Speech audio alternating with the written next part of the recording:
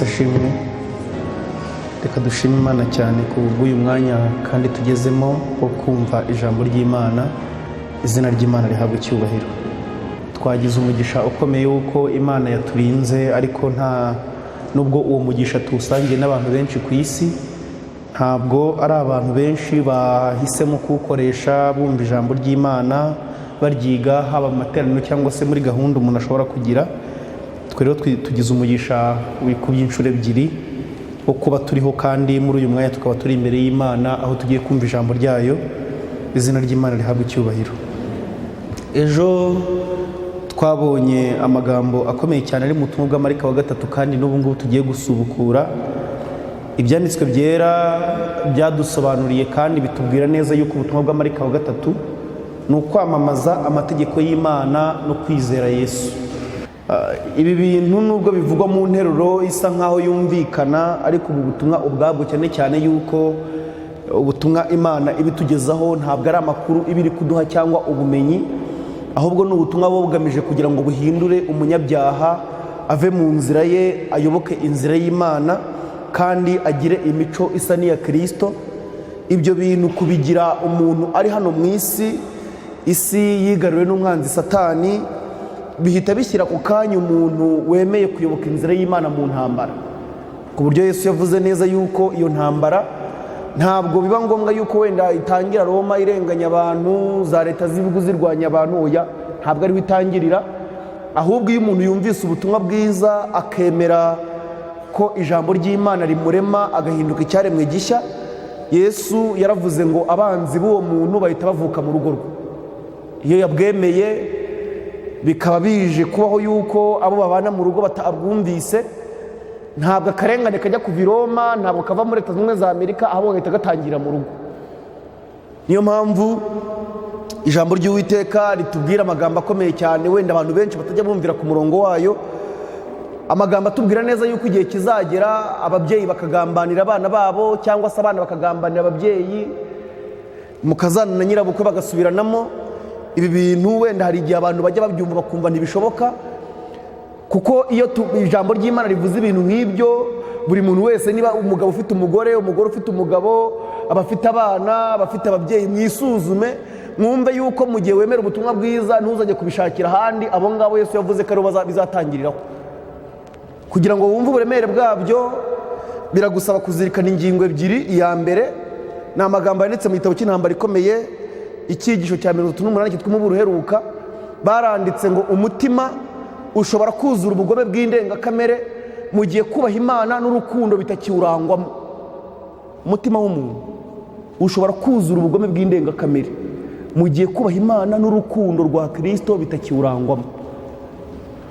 Kandi kugira ngo wumve uburyo Satani ari gutegura ibi bintu muri iyi ntambara ikomeye, aho ubutumwa bwa marayika wa gatatu bugomba kubwirizwa, amategeko y'Imana nk'uko twabibonye mu Bagalatiya, tugahindura isano dufitanye nayo.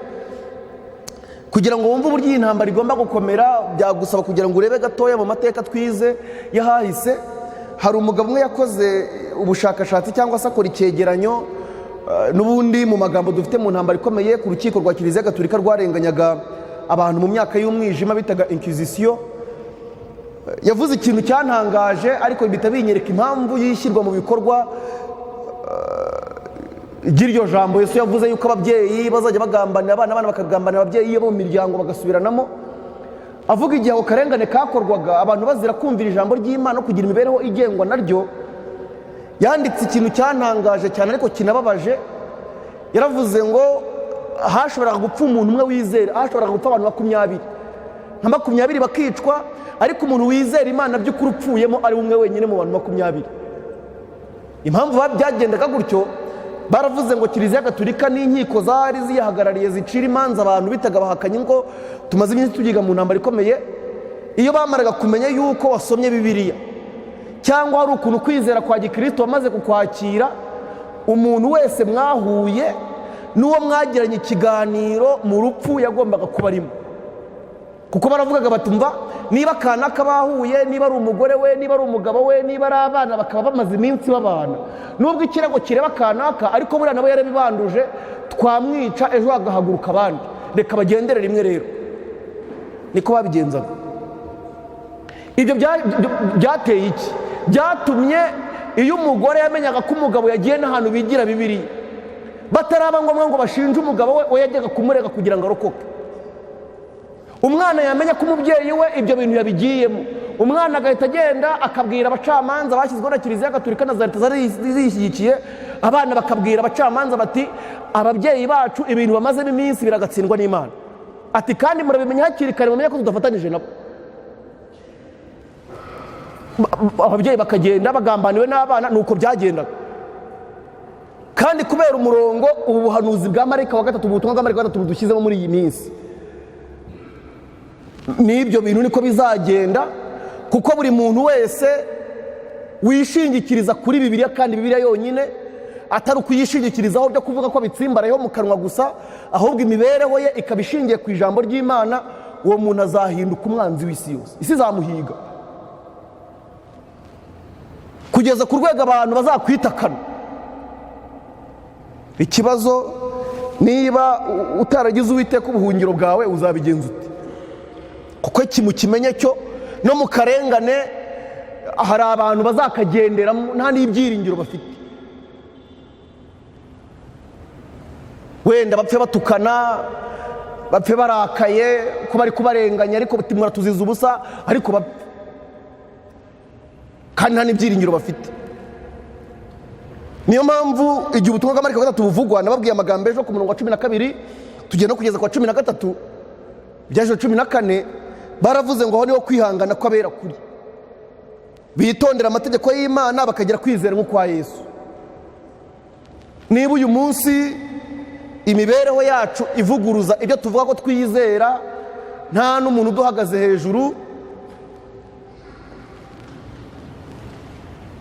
nta n'umuntu wadukangishije, twebwe ubwacu tugakoresha umudendezo wacu tukivana ku Mana, tukumvira amabwiriza y'isi, twagira ibyiringiro bimeze bite kugira akarengane agahato kazaba kaje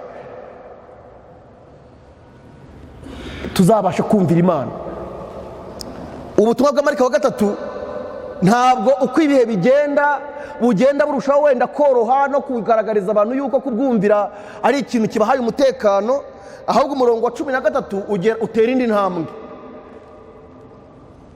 ukavuga uti numva ijwi rivugira mu ijuru rimbwira riti, andika uti uhereye none hahirwa abapfa bapfira mu mwami wacu. Oya, ibintu bizakomera, kwihangana nabyo birangiza umurimo wabyo, ahubwo n'abantu bapfa. Isezerano ry'Imana ntiribe rivuga ngo ndaza kubatabara, isezerano ry'Imana ntirize kuvuga ngo ndaza kubaha ibiryo, ahubwo rize rivuga ngo hahirwa abapfa bapfira mu mwami.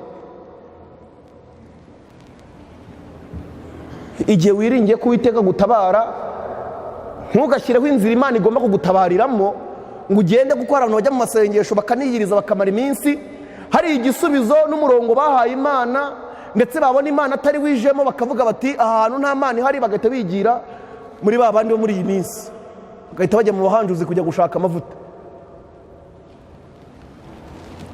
Ariko mugomba kumenya iki, hari igihe umuntu asaba Imana agasenga cyane, ayisaba ibyo kurya, kandi bigaragara yuko koko ashonje, Imana ntimuhe ibiryo, ikamuha imbaraga zo kwihanganira inzara. Ibyo mwari mubizi rwose? Ubwo bimutabaye, Eliya mu minsi 40 yamaze yiruka yariye kangahe? Iyo musonye baravuga ko yariye kangahe? Yariyemo rimwe.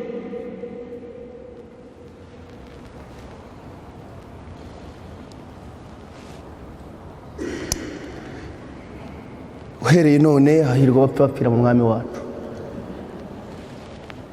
Umwuka nawe aravuga ati ngo baruhuke imihati yabo, kuko imirimo yabo ijyanye nabo ibakurikiye.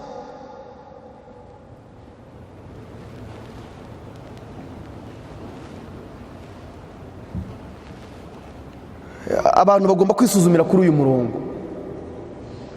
Twabonye ejo Abagalatiya 4, ngiye kubasomera ayo magambo batubwira amategeko y'Imana, umumaro wayo mu nama y'agakiza kugira ngo ubugingo bwacu bukire.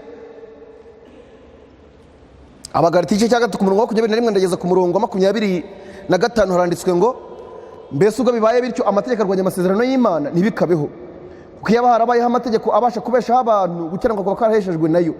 Ariko ibyanditswe bivuga yuko byose byakingiraniye gutwarwa n'ibyaha kugira ngo abizera bahabwe ibyasezeranijwe babiheshejwe no kwizera Yesu Kristo. Icyakora kwizera kutaraza twarindwaga tuboheye gutwarwa n'amategeko, dutegereje kwizera kwari kugiye guhishurwa. Ubwo nibwo buryo amategeko yatubereye umushorera wo kutugeza kuri Kristo ngo dutsindishirizwe no kwizera. Imana ishimwe cyane. 25 ariko kwizera kumaze kuza ntitwaba tuyitwarwa na wa mushorera. Aya magambo ibyanditswe byaradusobanuriye amategeko y'Imana aba umushorera ryari. Mu buturo bwera iyo umwisere yakoraga icyaha, umurimo w'amategeko igishinja cyo mu mutima we kimwemeza ko itegeko ry'Imana, uwo murimo amategeko akora ashinja umunyabyaha kandi akamwemeza ko ari uwo gupfa, ko aciriweho iteka. Uwo murimo mu mutima w'umuntu niwo wahagurutsaga umuntu, kandi uyu munsi niwo umuhagurutsa. Niwo wahagurutsaga umuntu ukamushorera uwo murimo w'amategeko, akajya gushaka igitambo, akakizana akinjira mu irembo mu buturo bwera, akagera ku gicaniro cy'ibitambo, ariho bavuga ngo atubera umushorera kutugeza kuri Kristo ngo dutsindishirizwe no kwizera. Iyo umunyabyaha amategeko yabaga ari gukora umurimo we wo kumwemeza ko ari kurimbuka, nawe akizera igitambo cya Kristo, hanyuma akatura ibyaha byo ku gicaniro cy'ibitambo arambitse ikiganza mu ruhanga rwa rya tungo yazanye, uyu munyabyaha kuko kwizera ibyaha bye byamuvanwagaho n'iteka yaraciriweho bigashyirwa ku gitambo. Kandi uyu munsi niko bigenda. Hanyuma icyo gitambo kigatambwa mu mwanya w'ubugingo bwe, umunyabyaha agatangirwa impongano maze akagenda ababariwe. Hanyuma uyu muntu wababariwe rero ni iyihe sano yagiranaga n'amategeko? Nk'uko twabibonye igihe mu Kristo yinjiraga mu irembo agakomeza akagera ku musaraba, ageze ku musaraba akababarirwa ibyaha bye, umutwaro w'ibyaha ukamuvaho. Ntabwo amaze kuvanwaho umutwaro w'ibyaha ntabwo aguye ngo nakomeze agende, ahubwo kimwe mu bintu yahawe, yambitswe ikanzu ariyo gukenuka kwa Kristo. Uyu munyabyaha umaze kwihana binyuze mu kwatura ibyaha no kwizera igitambo cya Kristo, nabasomeye amagambo makomeye n'abahanuzi, Imana iramubabarira kandi ngo kwizera Kristo ikamuha imbaraga zo kumvira amategeko y'Imana. Uyu munyabyaha isano asigara afitanye n'amategeko ntabwo ari iyo kumushinja, kuko amaze guhabwa gukenuka kwa Kristo amategeko y'Imana asigara amureba nk'uko abona Kristo. Niyo mpamvu ibyanditswe bitubwira ngo uwo muntu ntabwo aba agitwarwa na wa mushorera, ntabwo ari uko aba ahawe uburenganzira bwo gucumura ku mategeko y'Imana, ahubwo isano yari afitanye n'amategeko y'Imana mbere y'uko yizeye igitambo cya Kristo, iyo sano irahinduka. Ntaba akiri umunyabyaha wo gucirwaho iteka, ahubwo bitewe no kwizera igitambo cya Kristo no gukenuka kwa Kristo yakiriye, imbere y'ubutabera bw'Imana akaba ntacyo ashinjwa. Ibi byiringiro nibyo bishobora gukomeza umuntu bikamutereka imbere y'itanura ryaka umuriro, akabwira Nebukadinezari ati nta mpamvu yo kugira ngo njye kwisobanura, ndabizi yuko Imana nizeye ibasha kunkiza, kandi nubwo itankiza ntabwo nzapfukamira igihano wakoze. Aho niho umuntu akomora imbaraga. None ikibazo, aburiye inkike umugabane wabo uzagenda ute, uzamera ute?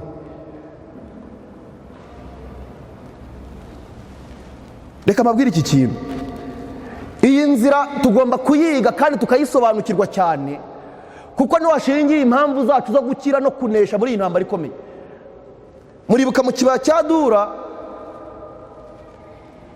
impamvu nkunda kubigarukaho iyo ngeze kuri iki cyigisho nuko nimusoma mu busoro bwa Adventiste volume ya 4 Ellen White asobanura kiriya gice, yongeye kugaruka ku gishushanyo cyaremwe muri iyi minsi y'imperuka. Nanjye kuvuga ngo kigomba kuremwa, cyaremwe muri iyi minsi y'imperuka kandi mu minsi ya vuba abantu bakaba bagiye guhatirwa kugipfukamira.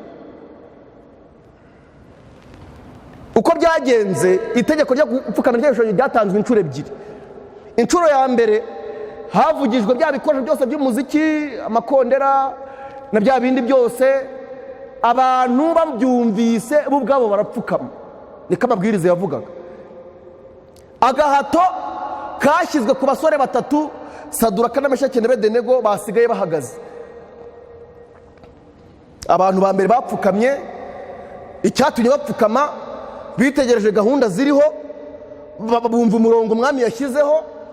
Bamaze kumva uwo murongo, igihe gahunda zari zimaze kujya mu bikorwa, bitabira kuzumvira, barapfukama, nta muntu bakubise, nta muntu bahagaze hejuru.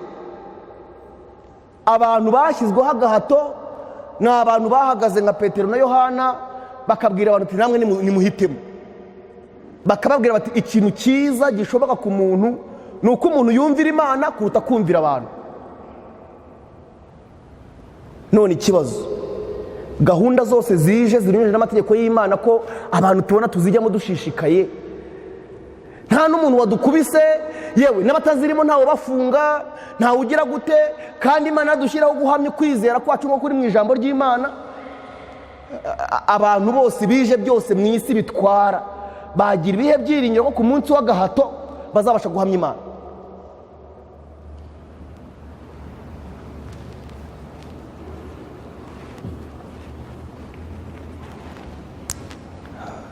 Ejo twabonye ikintu gikomeye mu mategeko y'Imana. Imana iratubwira ngo ntukagire izindi mana mu maso yanjye. Iri tegeko ryari ryaraharatuye mu bitekerezo bya Saduraka na Abedenego ku buryo kuzana ikindi kintu cyita Imana ngo ko bagomba kukiramya bemeraga no gupfa aho kugira ngo bagire ikindi kintu basimbuza Imana. Itegeko rya kabiri ryaratubwiye ngo ntukireme igishushanyo kibajwe, kukirema ubwabyo ni icyaha. Kandi twabonye impamvu zabyo. Baratubwiye ngo amahanga ya gipagani ya kera ngo yavuga ko ibishushanyo byayo ari ibibafasha mu buryo bwo gusenga Imana, ariko ijambo ry'Uwiteka riratubwira ngo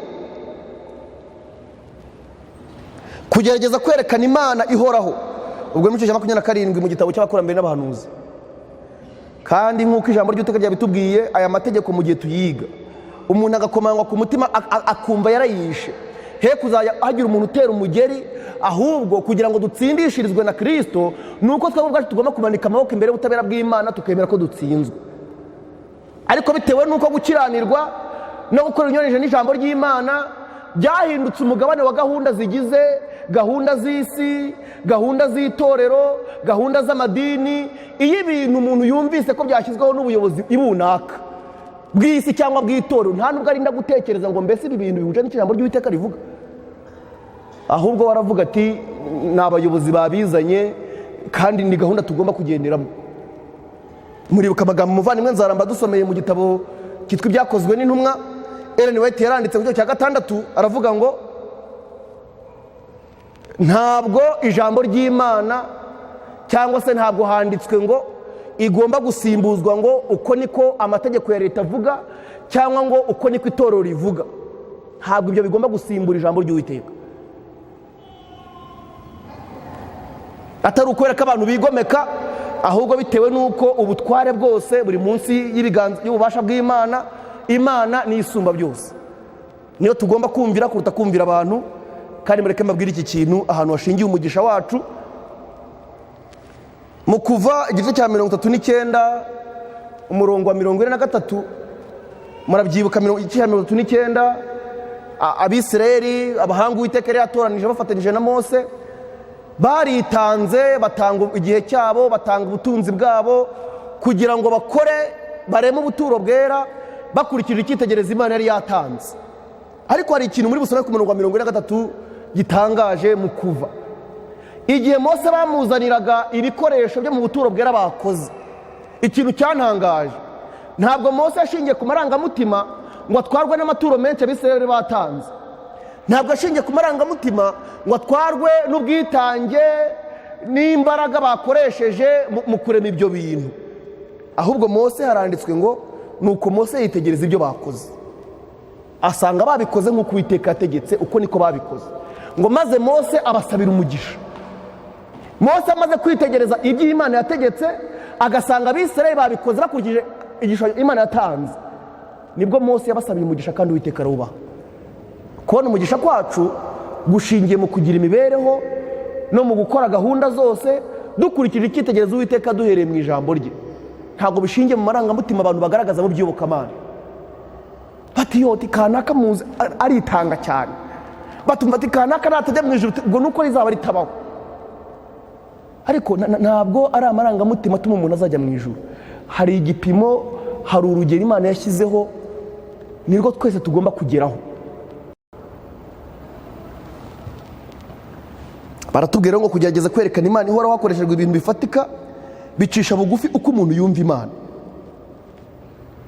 naraye mbahaye urugero abantu batije agaciro igitambo cya Kristo, aho umuntu avuga ko yababariwe yajya kuvuga ko byagenze ati ni nka bya bindi byo muri filime neza neza. Ariko ntabwo filime iyo mwiti ya Yesu ntabwo ari ibyanditswe byera, ashwi, ahubwo hari icyitegererezo Imana duhereye mu ijambo ryayo. Itegeko rya gatatu riravuga ngo ntukavugire ubusa izina ry'Uwiteka Imana yawe, kuko Uwiteka atazamubara nk'utacumuye uvugiye ubusa izina rye. Ubwo tugeze mu Kuva, abantu mwibuka aho twari turi, ni mu Kuva igice cya 20, cyangwa se umuntu ashobora no kubisoma mu Gutegeka kwa 2 cya 5, hari amategeko y'Imana naho. Kuva igice cya 20 umurongo wa 7, ntukavugire ubusa izina ry'Uwiteka Imana yawe, kuko Uwiteka atazamubara nk'utacumuye uvugiye ubusa izina rye. Iri tegeko rifite ubuhe busobanuro, riva he rikagera he? Kandi mbabwira iki kintu, mwibuka amagambo Yakobo yanditse mu rwandiko rwanditswe na Yakobo cya 2 ku murongo wa 10. Uwishe itegeko rimwe, usitaye kuri rimwe, nubwo ayandi 9 byagaragara ko yakomeje, ibyanditswe muri uwo murongo biratubwira ngo n'ayandi yose aba yayishe, kuko wavuze ngo ntukice, nawe wavuze ngo ntugasambane. Icyo umuntu aba akoze aba yigometse ku butware bw'Imana, nubwo ryaba ari iryoroheje hanyuma y'ayandi.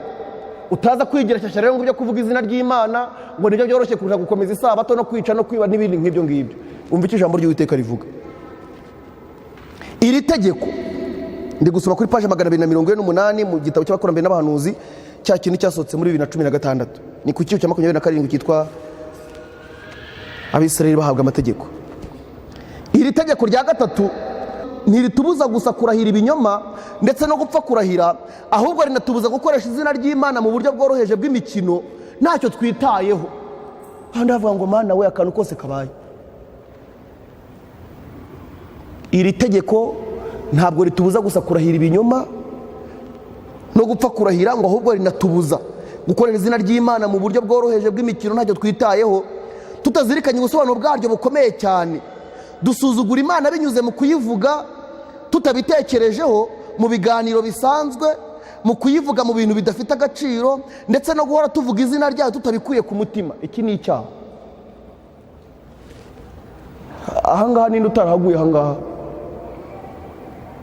Ni byiza ko twemera gushorerwa n'uyu mushorera, abantu tugahanga amaso igitambo cya Kristo, tukatura ibyaha twakoze, maze kubwo kwizera tukakira imbabazi z'Imana. Nibwo gusa dushobora gukira. Ariko ntiwibwire ngo iri teka abantu bakunda kurifata nk'iryoroheje, ariko bavuze ngo ntabwo Imana uyu muntu izamubara nk'umukiranutsi uvuga ubusa izina ry'Uwiteka. Zaburi 119 umurongo wa 9 handitswe ngo izina ry'Uwiteka ni iryera, ni iryo kubahwa. Muzi ko abantu bubaha amazina, ari abagore bubaha amazina y'abagabo babo cyane kurusha uko bubaha izina ry'Imana. Adashobora kuvuga izina ry'umugabo ngo ni ikinyabupfura, ni umuco wa Kinyarwanda. Ariko niba umuntu yarabatijwe mu mazi menshi agahamya ko ahindutse umuturage w'igihugu cyo mu ijuru, nibwo atinyuka kuvuga izina ry'Imana adakomeje. Kuvana mwegeze kumbwira igitekerezo, nubwo ari igitekerezo byabayeho, umugore agiye kurega nyirabukwe, umugabo yarapfuye, hanyuma nyirabukwe amwaka isambu, bari baramuhaye nyine ko yari umuhungu wabo, ajya kumurega, bagiye ngo kwandika urubanza, bati uje kurega yitwa nde? Bati ni mukecuru. Bati tubwira amazina ye tuyandika, turi kwandika ikirego. Ati ariko umukecuru ntabwo umuzi. Bitewe nuko mu Kinyarwanda ngo nta muntu uvuga nyirabukwe mu izina, bisoza asubiye atareze ngo yanze kuvuga nyirabukwe mu izina, kandi aje kumucisha umutwe ariko yanga kumuvuga. Hari ukuntu nyine abantu iyo migenzo barayiremereje cyane, ariko byagera ko kubaha Imana bakumva ko umuntu yabifata uko ashaka. Abantu bose bakwiriye gutekereza ku gitinyiro cy'Imana, ubutungane n'ubuziranenge bwayo, kugira ngo umutima ubashe gusobanukirwa kamere yayo ikomeye, kandi izina ryayo rizira inenge, rikavugwa ryubashywe kandi mu kuri. Rikavugwa ryubashywe kandi mu kuri, niko ijambo ry'Uwiteka ritubwira. Itegeko rya 4, reka mwumva aya magambo. Kuva igice cya 20 ku murongo wa 8, cyangwa se abafite Bibiliya ntagatifu yimuka Misiri, igice cya 20, ibyo tugiye gusoma naho niko byanditse. ibindi wenda umuntu ashobora gutekereza, ni igitekerezo yaba yungutse kitari cyiza wenda, ariko ni kuri itegeko rivuga tugiye gusoma. Ni itegeko rya 4, haranditswe ngo wibuke kweza umunsi w'isabato. Nababwiye ikintu rero twiga amategeko y'Imana, buri nteruro yose yanditse mu itegeko ry'Imana ujye wumva ubusobanuro bwayo, wiha agaciro. Hari ukuntu abantu bajya bafata amategeko y'Imana, buri wese agafatamo umugabane runaka ashaka, akaba ariwo aremereza cyane. Buri mugabane wose w'itegeko ufite agaciro kawo. Wibuke kweza umunsi w'isabato, mu minsi 6 ujye ukora, aba ari ukoramo imirimo yawe yose. Ngo gukora ni itegeko Imana itanze, ariko wa 7 niwo sabato y'Uwiteka Imana yawe, ntukagire umurimo wose uwukoraho. Baravuze ngo ntukagire imirimo ingahe dukora, ntukagire umurimo wose uwukoraho.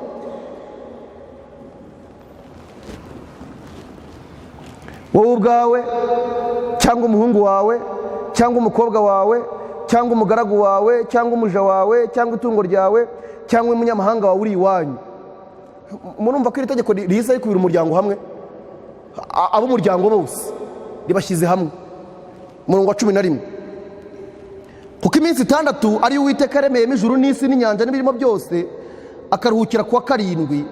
Nicyo cyatumye Uwiteka umugisha umunsi w'isabato akaweza. Imana ishimwe. Umunsi w'isabato wari wo umunsi wa 7. Ibyo byo ntabwo abantu bakibiganiraho cyane, na cyane ko nusoma no muri Bibiliya ntagatifu no muri za dictionnaire, umunsi w'isabato ni umunsi wa 7, dimanche ni umunsi wa mbere w'icyumweru, nkuko mushobora kubona muri Yohana 20 igihe Yesu yazuka. Reka turebe iri tegeko amakuru yaryo. Wibuke kweza umunsi w'isabato, ni ku murongo wa 8 uvuga, murongo wa 9, mu minsi 6 ujye ukora, aba ari ukoramo imirimo yawe yose. Ijambo ry'Uwiteka ritubwiye yuko tugomba gukora imirimo yacu yose mu minsi 6. Ndagira ngo mwumve iki kintu, impamvu Imana itubwira gutya, ihita itubwira impamvu zabyo. Ku murongo wa 11 itubwira impamvu z'iri tegeko. Kuko iminsi 6 ari Uwiteka yaremeyemo ijuru n'isi n'inyanja n'ibirimo byose, akaruhukira kuwa 7. Imana ntabwo ibwira abantu gukorayo ibyo idakora. Imana yatubwiye ngo mu yandi magambo tujye dukora imirimo yacu mu minsi 6 dukurikije icyitegererezo cy'uko Imana yakoze mu minsi 6. Igihe Imana yaremaga ijuru n'isi, iyo yarangizaga kurema buri munsi wose, iyo warangiraga, ibyanditswe tubwira ngo nuko Imana yitegereza ibyo yakoze isanga ari byiza. Ikibazo, ubu uramutse wisuzumye ku munsi wa mbere w'iki cyumweru no ku munsi wa 2 no kuri uyu munsi wa 3 ukareba imirimo yawe, wasanga iyi mirimo wayikoze ukurikije icyitegererezo cy'Imana. Kuko uyu ni umugabane w'itegeko rya 4, nubwo abantu bafata umugabane uheruka wo kuruhuka, akaba ari nayo mpamvu bisoza n'isabato batayiruhutse, nuko abirengagije umugabane wo gukora mu minsi 6 bakurikije icyitegererezo cy'Imana. Niyo mpamvu uzabona umugabane munini w'abantu, hari ubuyobe bubiri bukomeye cyane Satani yazanye kuri iri tegeko rya 4. Ubuyobe bwa mbere ni ububwira abantu yuko iri tegeko rya 4 ngo Yesu yarikuyeho ku musaraba. Abantu bajya bakunda kutubaza ibibazo, bakatubwira bati mwebwe mukomeza amategeko y'imihango, bati isabato ni itegeko ry'umuhango, Yesu yarikuyeho ku musaraba i Karuvari. Nanjye mbabaza ikibazo nkavuga ati none niba itegeko rya 4 ry'umuhango rikaba ari mu mategeko 10 y'Imana, na ntukice nayo ni umuhango buriya, na ntugasambane naryo ni itegeko ry'umuhango, bigasoza bampakaniye bati ntabwo ari amategeko y'imihango. Bitewe n'ubuyobe Satani yabazanyemo, uhita wumva ko umugambi ikigambiriwe ntabwo ari ukubaka amategeko y'Imana yavanyeho, ahubwo ikigambiriwe ni ukuvanaho itegeko rya 4. Satani akabwira abantu yuko atakiri ngombwa kuryubahiriza, ko bashobora kuruka dimanche, ko bashobora kuruka vendredi cyangwa undi munsi wari wose batekereje, ngo nuko Imana ikabyemera, ariko ntibishoboka. Ubwo ni ubuyobe bwa mbere Satani yazanye. Ubuyobe bwa 2 Satani yazanye buzanarimbuza abantu benshi mu bicaye aha, ni ubuvuga yuko umuntu ashobora kubaho uko ashaka mu minsi 6, akabeshya, akarahira izina ry'Imana mu binyoma cyangwa mu buryo atabikomeje, akariganya, agatukana, akica, agasambana mu minsi 6, hanyuma vendredi hagera izuba rirenze, kubera ko bazi ko yitirirwa iyo sabato, yarabayeho uko ashaka, akaza akinjira mu rusengero vanderedi izuba rirenze, isabato yose ntagire ikintu na kimwe akora nk'uko itegeko rivuga, nuko akikomanga mu gatuza akibwira ko Imana imwemera bitewe n'uko yaruhutse isabato. Ndakurahiye uyu muntu yica isabato kandi azarimbuka nk'abandi bose batayiruhuka. Kuko bwa mbere umugabane w'isabato uravuga ngo mu minsi 6 ujye ukora, kuko ariyo minsi 6 nayo Imana yakoreye imirimo yayo. Tugomba kubaho mu minsi 6 tugaragaza imico y'Imana, nibwo no kuruhuka kwacu ku munsi wa 7 bishobora kwemerwa n'Imana. Ibindi bitari ibyo ntabwo Imana yabyemera. Abafarisayo nicyo kibazo bagize. Yesu yakoraga imirimo y'Imana ku munsi w'isabato, ntagirane ikibazo n'ubutabera bw'Imana. Abafarisayo bakaza bakamubaza ati kuki ibyo bintu bikora ku isabato wajya ubikora mu yindi minsi? Yesu kuva ku wa mbere w'isabato no ku wa 2 kugeza ku wa 6 Yesu yari afite imico y'Imana muri we, kugira ngo amenye uko agomba kuruhuka isabato. Ntabwo ari umuntu wakoraga. Hari ikibazo abantu bajya batubaza ngo nitubakorera urutonde rw'imirimo yemerewe gukorwa ku isabato ngo nitemewe. Ubajije iki kibazo bihita bigaragaza ko mu minsi 6 atazi uko agomba kugendera n'Imana, kuko Yesu ntabwo icyo kibazo yigeze kibaza ngo amenye uko isabato agomba kwifata. Igihe kimwe twari turi i Butare turi kwigira itegeko, abantu bamwe bigaga iby'ubuvuzi, bigaga medicine, baritsindishiriza nk'uko mubizi abantu bose bakora kwa muganga. Iyo bageze ku itegeko rya 4 bahita batsindishirizwa, baravuga bati twebwe bitewe n'uko tuba twagiye kuvura, itegeko rya 4 ritwemerera kujya ku kazi, sibyo? Hashize iminsi mu bitaro bya kaminuza i Butare umuriro urabura, ubuze bitunguranye, nta n'izindi generators ziteguye guhita zaka. Biza kuba ngombwa yuko bigira ikibazo ku barwayi, kuko murabizi ibitaro nka biriya binini, hari abana baba bari muri kuveze amatara ahora yaka, hari ababa bari muri salle d'operation aho bari kubagira, byose ibyo bintu biba bikeneye umuriro. Biza guteza impanuka, hagira abantu bamwe bapfa. Nuko abahungu bigaga ibintu bya elegitoronike n'ibintu by'amashanyarazi nabo batera hejuru, batariko natwe niba ari uko bimeze rero umuriro urabura abantu bagapfa, tuba tuya gukanika amashanyarazi ku isabato.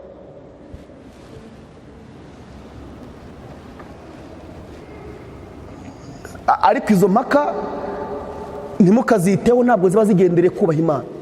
Ni ikimenyetso cyo gukiranirwa kwa Kristo kutaba muri uwo muntu uza kubaza ngo ni ibiki agomba gukora ku isabato n'ibyo atagomba gukora. Umuntu wakiriye gukiranirwa kwa Kristo. Abafarisayo bagonaganaga na Yesu bitewe n'uko gukiranuka kwabo nuko bari barihangiye.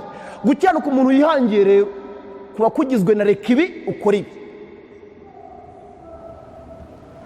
Reka ibi nibyo bituma Imana ikureba nabi, ukora ibi nibyo bizatuma Imana ikwemera. Niko gukiranuka abafarisayo bari bafite. Kandi benshi no mu bibwiriza byacu twabwirije byinshi cyane, niko gukiranuka twabwirije abantu, sibyo? Mureke ibi ngibi, dore impamvu mureke ibi. Umuntu yamara kuvuga ko yabiretse tukavivura. Abakobwa n'abagore tukabakuzamo amajipo n'amapantaro, tuti ubwo mwabikuyemo ikibazo cyakemutse. Kugira ngo umuntu asambane yambaye ijipo ndende bisaba kuyikuruza imigozi. Kugira ngo umuntu asambane yambaye ipantaro cyangwa ibindi bisaba kuyikuruza imigozi cyangwa inyundo. Kuba umuntu yambaye ipantaro cyangwa ijipo ngufi ubwabyo icyo gikorwa ubwacyo si icyaha, ahubwo ni igihamya cy'uko uwo muntu atagira Imana muri we. Ni imbuto za kamere. None se n'umuntu atagira Imana muri we uragira ngo yambare nk'abantu bo mu ijuru, yambare nk'abantu bakiranuka, abigenza ate? Ni uko nguko ameze. Noneho nawe wagira ngo ukemure ikibazo, aho kugira ngo umubwire icyo ijambo ry'Uwiteka rivuga ngo ubwo buremere mukamuzanye buremereze muri we, yihane atangira kugendera ku murongo Imana isaba, ukamubwira uti ibingibi nubikuraho uzajya mu ijuru, sibyo? Umuntu agatwara inda, agasambana, ijipo zigenda zikubura hasi. Mwarababonye? Mwababonye he?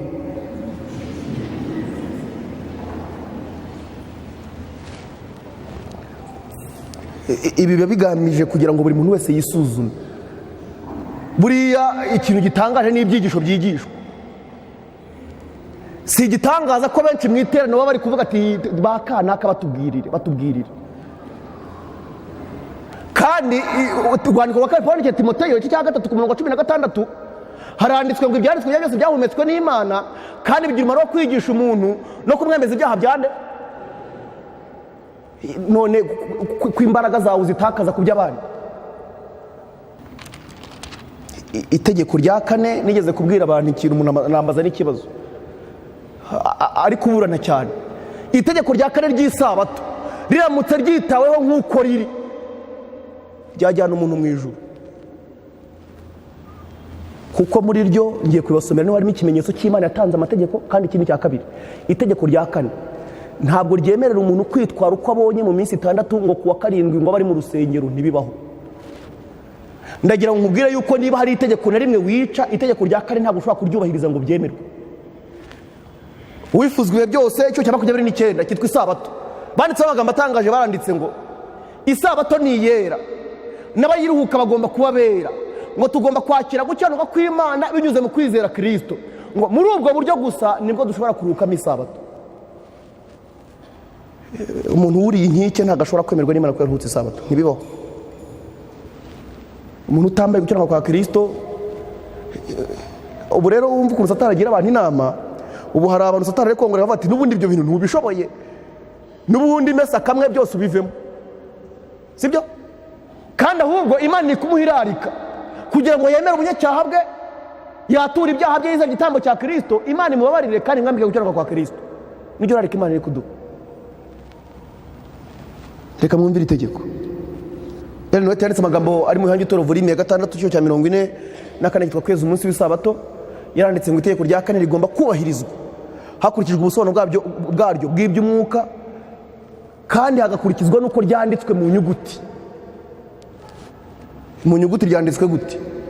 Imirimo yose igomba guhagarara ku munsi w'isabato. Kabiri, abo mu muryango bose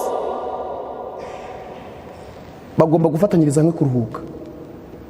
Wowe ubwawe, iyo bavuze wowe ubwawe, ubwo bari kubwira umugabo umutambyi w'urugo impamvu mutumvamo umugore, ubwo ari mu mugabo. Wowe ubwawe, umuhungu wawe, umukobwa wawe, umugaragu wawe, umuja wawe, ibyo utunze byose ku munsi w'isabato bigomba kuruhuka. Ntabwo ari ukubura hano mu rusengero, moto zawe zibe ziri ku kazi, amazu yawe ufite ukodesha abakinguye ari kwinjiza amafaranga, imodoka ukodesha cyangwa zitwara abagenzi bawe zibe ziri mu muhanda. Twagushije n'ishyano, hari n'abafite utubari kandi muri izo tubari ducuruza cyane muri weekend ari abadive. Ibyo bigomba guhagarara. Paje 149. Isabato ntivugwa hano nk'aho ari umuhango mushya, ahubwo yabayeho mu irema. Igomba kwibukwa no kubahirizwa nk'urwibutso rw'igikorwa cyo kurema. Yerekana Imana nk'umuremyi w'ijuru n'isi, itandukanye Imana nyakuri n'ibigirwamana. Abantu bahiriza umunsi wa 7 muri iki gikorwa baba bagaragaza ko baramya Yehova. Niyo mpamvu mu byesho 13 aho tuhabona intambara yo kuramya, aho inyamaswa yavuye mu nyanja iri gutegeka kandi yamaze kwigarura isi yose ngo isi yose yipfukamire, abariyiramya. Intambara ikomeye itubwira ko muri iyi minsi heruka itegeko rya 4 niryo rizaba ikigeragezo gikomeye ku bari mu isi bose, kuko niryo rigaragaza Imana nk'umuremyi kandi rikadusaba ko rero nyine tugomba kuramya. Bityo rero isabato ni ikimenyetso cy'uko umuntu ayoboka Imana igihe cyose ku isi hari umuntu wo kuyikorera. Itegeko rya 4 niryo nyine mu mategeko 10 ribonekamo izina n'icyubahiro by'uwatanze amategeko. Kubw'ibyo rero ririmo ikimenyetso cy'Imana yashyizeho amategeko yayo nk'igihamya cy'uko ari ukuri kandi ahamye. Imana yahaye abantu iminsi 6 bagomba gukoreramo imirimo, kandi isaba ko imirimo yabo ikorwa mu minsi 6 y'imirimo. Ibikorwa bituma ubuzima bw'umuntu budahagarara ndetse n'imirimo y'ubugiraneza, ibyo bintu biremewe ku isabato. Mpamvu Yesu yabonaga umuntu ufite ikibazo kandi agomba gukizwa, ntajye kubanza kubaza ngo none uyu muntu tumugenze dute. Hari umuvandimwe umwe yigeze kumbaza ikibazo, asengera muri toro hano ku Muhima, hari ku isabato mu gitondo, arambaza ati none mfite ikibazo, mfite umuturanyi yapfuye, bari bapfushije umuntu muri urwo rugo, asigaye abana bonyine, ntabwo bazi uko babyifatamo, kandi umurambo uri kwa muganga, murabona abana bagize ibyago mu rugo ari bonyine basigaye kandi ari batoya. Ni abana nabo muri icyo gipangu, arambaza ati mbigenze ne na gahunda uzi mfite ku rusengero. Namubwira nti uramukurenza aho ngaho ukaza ku rusengero, ntabwo Imana iri bukwemere ko waruhutse isabato. Ni gute uri busiga abantu ku nzira bakeneye ubutabazi? Ni gute uri busiga abantu bakeneye ubutabazi bwawe gusa? Kuko reka mbabwire, nubwo ibintu byose iyo bibaye ku rusengero byagenze nabi bahita babigereka ku bayobozi. Reka mfate urugero, uwo muntu ukeneye ubutabazi mu rugo rw'umuturanyi wawe, wenda aho mutuye, genda muzi uwo muntu.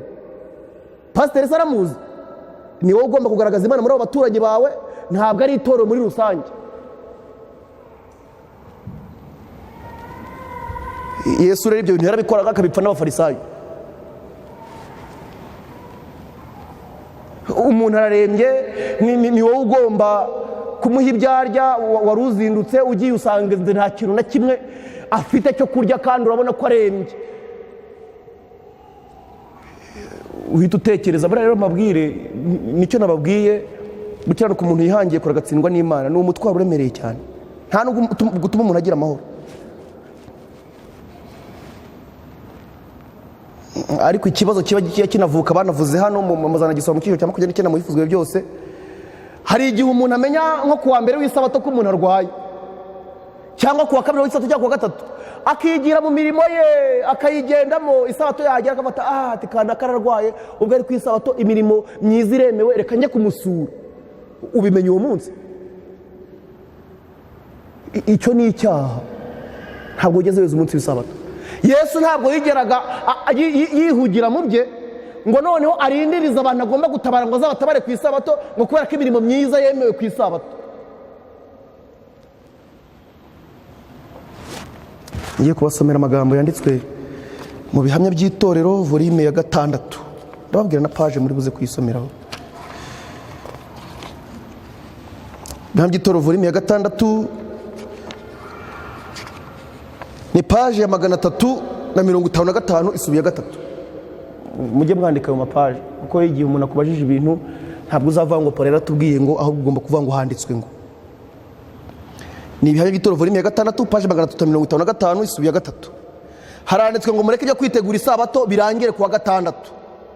Murebe niba imyambaro iteguye, murebe niba n'ibyo guteka byarangiye. Ibyo kugenza gute? Guteka byarangiye. Iryo tegeko ryo birasa nkaho i Kigali turifiteho ubudahangara. Reka inkweto zihanagurwe kandi abantu biyuhagire. Ibi bishobora gukorwa, nubigira itegeko ugenderaho uzabishobora. Isabato ntigomba gukorwamo imirimo nko kudoda imyambaro, guteka ibyo kurya, kwishakira ibinezeza, cyangwa ikindi kintu cyose kijyanye na gahunda z'isi. Mu mavuna duherukamo icyangugu, ku isabato harageze, abantu bari bagiye kutwakira baza kudusaba imbabazi bamenye ko twaturutse i Kigali. Ati mutubabarire rwose, twe ku isabato turya ibiryo bikonje, ati mutwihangane nta kundi twabigenza. Ndabaza ni ibyo bintu kugira ngo mubikore bisaba ko mubanza kudusaba imbabazi twebwe? Ndabaza ni itegeko ry'Imana rya 4 rivuga ngo iki? Ariko impamvu babivugaga bifite impamvu namwe murayizi. I Kigali iri tegeko turifiteho ubudahangara. I Kigali niho hantu hakonja cyane ku buryo muturiye ibiryo byatetswe kuwa 6 ngo uhitumererwa nabi mu nda. Kumererwa nabi mu nda, umuntu ngakumva ngo warimo aravugamo ibintu atazi amakuru yabyo. Kumererwa nabi mu nda niba gutera umuntu kugomera itegeko ry'Imana. Niriba ritanura nibwo azahagarara ashikamye. Birashoboka kandi ko umuntu yarya ibiryo bikonje rwose pe akagubwa nabi, si byose? Hari ikintu cyantangaje, muzarebe iyo umuntu ageze mu kibazo. Dufata urugero, iyo umuntu aramutse arwaye igifu akajya kwa muganga akababwira tumva iyo ndiye ibigori, iyo ndiye imyumbati mu gifu harandya, si byo? Muganga akamubwira ati bireke ntuzongere kubirya, abisubiraho ahubwo ariyaranja mu bwenge bwo kwikunda kwe, akajya gushaka ibindi ashobora kujya mu nda ntihamurye. Uzajya ushaka ibidapfa ku isabato.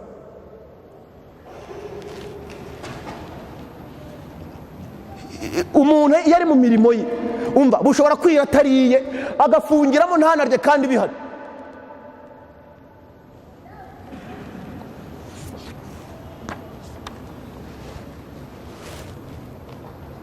Isabato ntigomba gukorwamo imirimo nko kudoda imyambaro, guteka ibyo kurya, kwishakira ibinezeza cyangwa ikindi kintu cyose kijyanye na gahunda z'isi. Mbere y'uko izuba rirenga, mureke imirimo yose ihererezwa uruhande rumwe, n'ibinyamakuru byose bivuga ibintu bisanzwe bishyirwe aho bitabasha kubonwa. Babyeyi, nimusobanurire abana banyu uwo murimo mukora n'umugambi wawo, kandi mubareke bagire uruhare mu myiteguro yo kuruhuka isabato nk'uko itegeko riri, kuko isabato irareba n'umuryango. Reka mwumve umurimo ukomeye wundi ijambo ry'Imana rivuga. Mu gihe abantu barebye mu minsi 6 bagasanga bagenze badakurikira icyitegererezo cy'Imana, bacumuye amategeko y'Imana, reka mwumve mbere y'uko izuba rirenga umurimo ugomba gukorwa. Yohana Itoro volume ya 6 page 356 isubiye 2 haranditswe ngo hari undi murimo ugomba kwitonderwa ku munsi wo kwitegura, ni ukuvuga vendredi. Kuri uyu munsi amakimbirane yose yabaye hagati y'abavandimwe, haba mu muryango ndetse no mu itorero, agomba gukurwaho. Mureke gusharira kose n'umujinya n'ububi bwose bivanwe mu mitima. Mu mwuka wo kwicisha bugufi mwaturirane ibyaha byanyu kandi musabirane kugira ngo mukizwe. Kirazira kuba uzi ko ufite icyo upfa na mugenzi wawe. Isabato ni yera, n'abayiruhuka bagomba kuba bera. Uwifuza icyo cya 29 warangiza ukarenzaho ugafunga umwuka ukaza gusenga, ntabwo waruhutse isabato. Ugomba kumwatura icyaha mukora ukamusaba imbabazi. No mu miryango, niba umugabo yarashaririye umugore, umugore yarashaririye umugabo, barashaririye abana cyangwa abana barasuzuguye ababyeyi, mbere y'uko bakora iterano ryo gutangira isabato, mbere ko baza ku rusengero, bagomba kwegerana nk'umuryango bakaturana ibyaha byabo kandi bakabarirana. Kuko murabyibuka mbere y'uko n'umutambyi yegera Imana asabira abantu, yagombaga kubanza kwitambira igitambo. Kuva igice cya 31 turasaba duhere ku murongo wa 14 turageza ku murongo wa 17 haranditswe ngo nuko mujye muziriza isabato kuko ari yera kuri mwe, uyiziriye ntakabure kwicwa. Umuntu wese uzagira umurimo akora kuri yo azakurwe mu bwoko bwe. Mu minsi 6 aba arimo imirimo igikorwa, ariko wa 7 ni isabato yo kuruhuka yerejwe Uwiteka. Uzagira umurimo akora ku munsi w'isabato ntakabure kwicwa. Nuko abisirayeli baziririza isabato bajye bayitondera mu bihe byabo byose, ibisezerano ridakuka. Ni ikimenyetso cy'iteka ryose. Ngo isabato ni iki? Ni ikimenyetso cy'iteka ryose hagati yanjye n'Abisirayeli, kuko iminsi 6 ari Uwiteka yaremye ijuru n'isi, kuwa 7 akarorera akaruhuka. Iri ni irarika Imana iduhaye, kandi irarika Imana iduhaye ntabwo ari ryo kugira ngo twihangire gukenerwa kwacu, ariko ahubwo mureke twese twemere gutsindwa, twemerera ibyaha imbere y'Imana, tuyaturira ibyaha byacu twishingikije ku gitambo cya Kristo. Imana yo kwizerwa no kutubabarira izatubabarira. Reka mwumva amagambo nifuza gusaba mu tongo atoranijwe volume ya mbere, icyo cya 52 kitwa Kristo umutambyi mukuru. Muri cyo gitabo mfite cyo twatoje volume ya mbere ni kuri page 395, ni cya kintu cyasotse muri 2016, ariko nawe ufite bimwe by'umuhondo mwari kuri page ku cyo cya 52 kitwa Kristo umutambyi mukuru. Baratubwiye ngo ntihagire n'umwe wishuka yibwira ko imirimo iyo ari yose umuntu yakora ishobora kumufasha kuriha umwenda w'icyaha yakoze. Iri jambo mubanze muryumve. Twacumuye amategeko y'Imana, twarayishe. He kugira umuntu n'umwe wishuka yibwira yuko hari umurimo wose mwiza yakora ngo yishyure uwo mwenda. Turi mu butabera bw'Imana. Iki ni ikinyoma giteje akaga gakomeye. Nuramuka usobanukiwe n'ibi, uzareka gukomeza kwishingikiriza ku ntekerezo zawe zigushimisha, uhanga amaso yawe ku mpongano. Hanga amaso kuri Kristo. Watura ibyaha byawe kandi wemera inzira y'Imana, kandi ntutegereze kubyiyumvamo, ahubwo kuko kwizera ugundira amasezerano y'Imana. Niyo kwizerwa no kubikora izabikora. Nuko utangire wumvire kuko kwizera. Iki kibazo gisobanuka buhoro ku buryo abantu ibihumbi n'ibihumbi bibwira ko ari abana b'Imana, nyamara ari abana b'umubi, kuko bishingikiriza ku mirimo yabo bwite. Abana ba Satani babitewe nuko bishingikiriza ku mirimo yabo bwite. Igihe cyose Imana yasabaga imirimo myiza, kandi n'amategeko nayo ni uko. Ariko kubera ko umuntu yishoye mu cyaha aho imirimo ye itari igifite agaciro, yahawe agaciro, ariko gukiranuka kwa Kristo konyine niko kwatugoboka. Gukiranuka kwa Kristo konyine niko kubasha kugoboka umunyabyaha. Kristo ashobora gukiza rwose kuko ahoraho iteka ngo adusabire. Icyo umuntu ashobora gukora ku bijyanye n'agakiza ke bwite ni ukwemera irarika rivuga ngo ushaka ze ajyana amazi y'ubugingo ku buntu. Iri niryo rarika Imana iduha. Reka mwumve amagambo meza nkunda cyane. Nta cyaha umuntu ashobora gukora kitigeze kirihirwa bihagije i Karuvari. Nta cyaha na kimwe umuntu ashobora gukora kitigeze kirihirwa bihagije i Karuvari. Ibyaha umuntu yaba akoze uko byaba biremereye kose, iki ni igihe cyo kwiyegurira Imana. Iki ni igihe cyo kwitabira irarika ry'Imana kugira ngo twemere ibyaha byacu kandi tubyature ku bw'igitambo cya Kristo. Imana iratubabarira. Nta cyaha umuntu ashobora gukora kitigeze kirihirwa bihagije i Karuvari. Nuko rero umusaraba mu irarika ryihutirwa ukomeza kwereka umunyabyaha ko yahanagurwaho icyaha mu buryo busesuye. Imana ishimwe cyane. Kuri uyu mugoroba ndabinginze kugira ngo buri muntu wese yitabire irarika, yerekeze mu buturo bwera, ku gicaniro cy'ubitambo, ku musaraba wa Kristo yadutambiye igitambo kubwo kwizera, maze yemerera Imana ibyaha bye afite umutima uciye bugufi, yishyuza Imana isezerano ry'imbabazi ku bw'igitambo cya Kristo. Uwiteka bisezeranije ntabwo ahemuka, aratubabarira kandi araduha imbaraga zo kumvira amategeko y'Imana. Imana idushoboze kugira uko kwihana nyakuri mu izina rya Yesu.